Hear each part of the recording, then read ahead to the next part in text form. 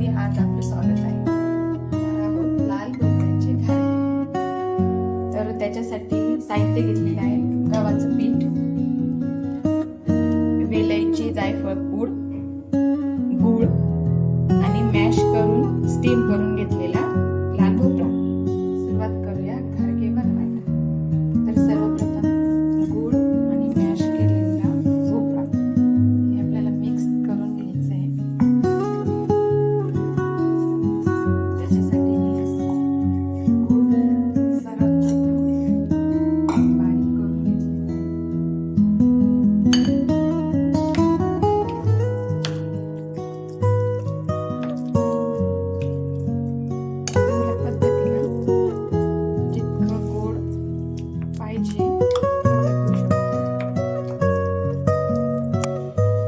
आता आपण गूळ आणि मॅश केलेला भोपळा हा चांगला मॅश करून घेतलेला आहे.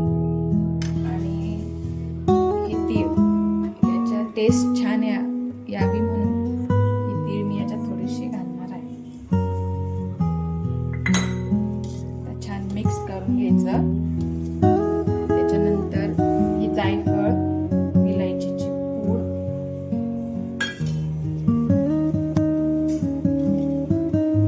जायफळ आणि विलायचीची पूड एक तर सुगंध पण छान येतो आणि चव पण छान येते. तर हे सगळं मिक्स करून झाले. त्याच्यात हे मिश्रण आपण थोडं थोडं घालणार आहे.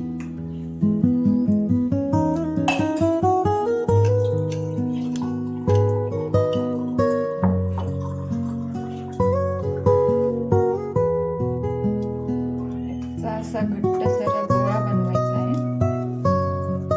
जसं जसं याच्यात लागेल सारण तसं तसं आपण टाकत जाऊ.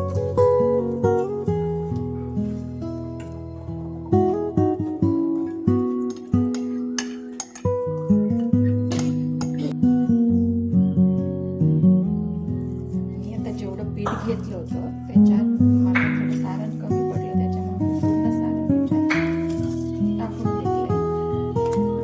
गोळा बनवला. हे बघा, आता हा माझा पीठ भिजवून झालेलं आहे. हे मी एकदम घट्टसर भिजवलेलं आहे, जेणेकरून जी पुरी आपण याची लाटणार आहोत ती आपल्याला लाटता आली पाहिजे. असा हा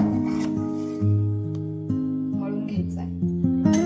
आणि पिठाचे असे छोटे छोटे गोळे बनवून घेणार आहोत. इकडे मी तेल तापायला ठेवलेलं आहे आणि आपण त्याच्या छोट्या छोट्या पुऱ्या बनवून घेऊ.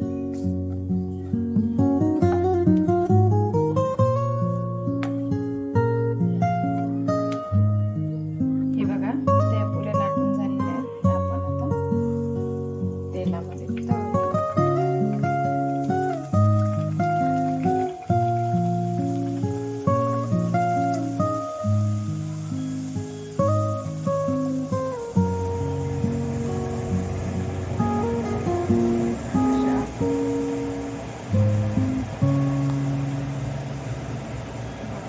फुलतानी दिसत आहे.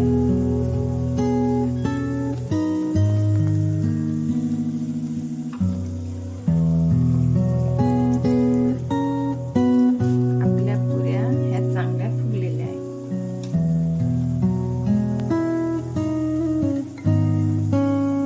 ह्या पहिल्या तळ्या अशा आपण ह्या बाकीच्या